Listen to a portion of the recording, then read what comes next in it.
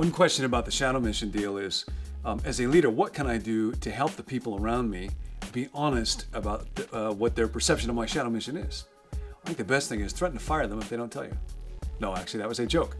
One of the most powerful tools in human relationships generally is self-disclosure.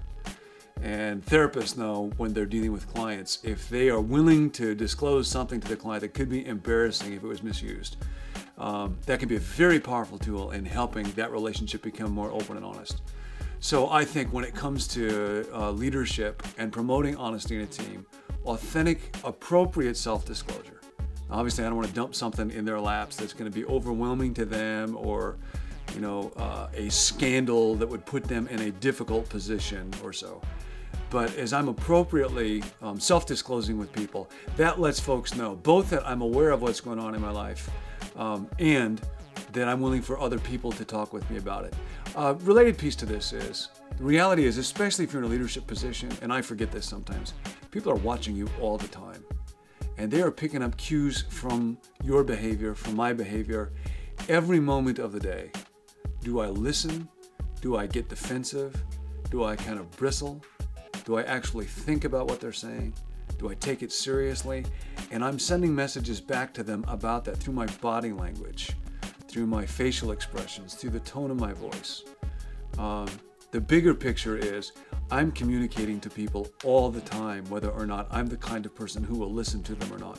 And if I don't think about it at the macro level, if I don't work on it at the just everyday level, one or two isolated techniques is probably not going to get us there.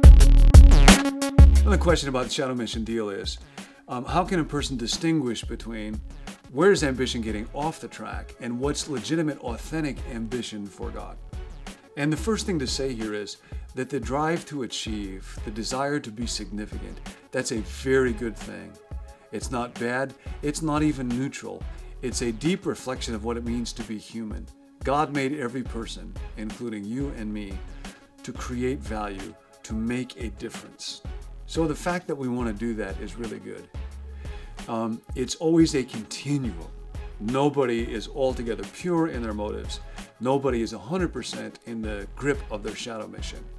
We're all on a continuum some way. And the basic question to ask is the question of discernment. Is the energy that is driving me right now causing me to mistreat other people? Is it causing me to deal with them in ways that damage their humanity? Does it drive me to try to manipulate them, intimidate them, deceive them, flatter them, appeal to dark things in them? And do I find that it's causing me to move farther away from God?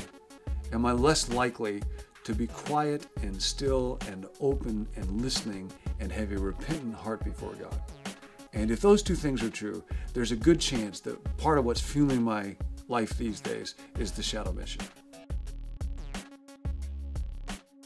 I have my own shadow mission, and mine tends to be much more around approval and recognition kind of issues. And there are a few things that are helpful for me. One is to have a few people in my life who I know really, really well that I can talk with about it.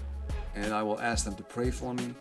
And there are people who know me well, and the trust level is high enough that they can initiate speaking to me about these things, and then I'll talk about it with them. And so they're very helpful in kind of keeping me on guard. Another thing that I'll notice is if I get too sucked up into the shadow mission for me, it will lead for me to a sense of hollowness or just depression. Because what I found after years and years and years is that trying to get people to applaud something might produce a little burst of approval, but once I walk away from it, and the older I get, the more pronounced this is, there's just a feeling of emptiness or it did not matter that lingers. And so learning to recognize when that lingering sensation is there has become kind of an important indicator to me. And then I can go back to God and talk about, God, help me to do things so that they will help you, rather than do things just to get people to like what I'm doing. One last kind of a discipline, I guess, would be when people criticize me or say something that I don't want to hear, to pause for a moment, and instead of my own first response, which tends to be just to feel deflated, to just say to myself, this is an opportunity to hear truth from somebody. Now, it may not all be truth. Part of it may be, partly it may not be. But to remind myself, my worth is not dictated by what does this person think.